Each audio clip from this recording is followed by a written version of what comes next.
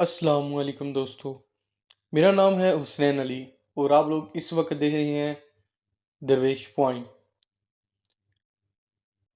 وہ عید کا دن تھا، ہر طرف چہل پہل تھی۔ لوگ عمدہ لباس پہنے عید کی نماز ادا کرنے کے بعد اپنے اپنے گھروں کی طرف دما دما تھے تاکہ اپنے گھر والوں کو عید کی مبارکباد دے سکیں۔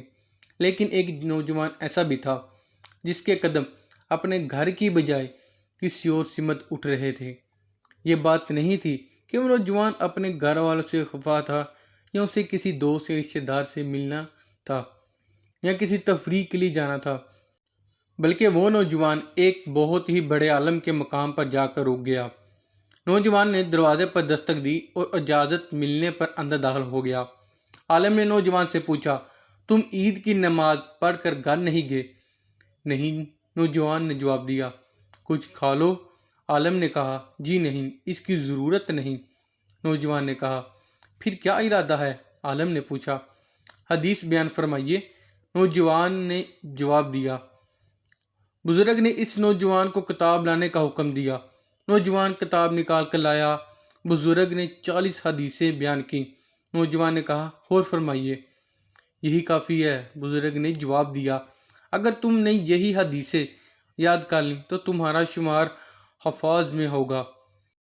میں نے یاد کر لی، نوجوان نے انکشاف کیا۔ بزرگ نے نوجوان کے ہاتھ سے کتاب لی اور فرمایا، بیان کرو۔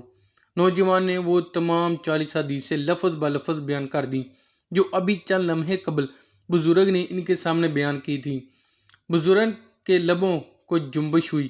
انہوں نے فرمایا، جاؤ تم علم حدیث کے بلند پایہ عالم بنو گے۔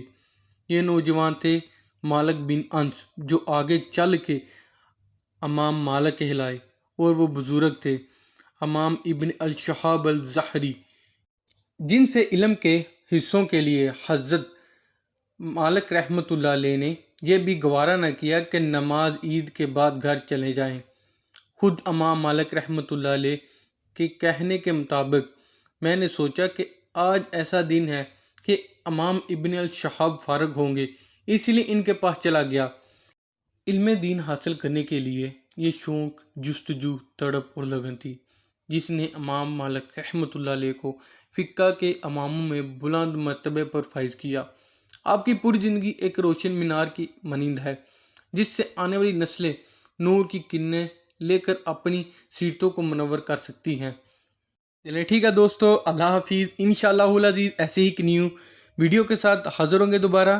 تب تک کے لیے دعا میں یاد رکھیے گا۔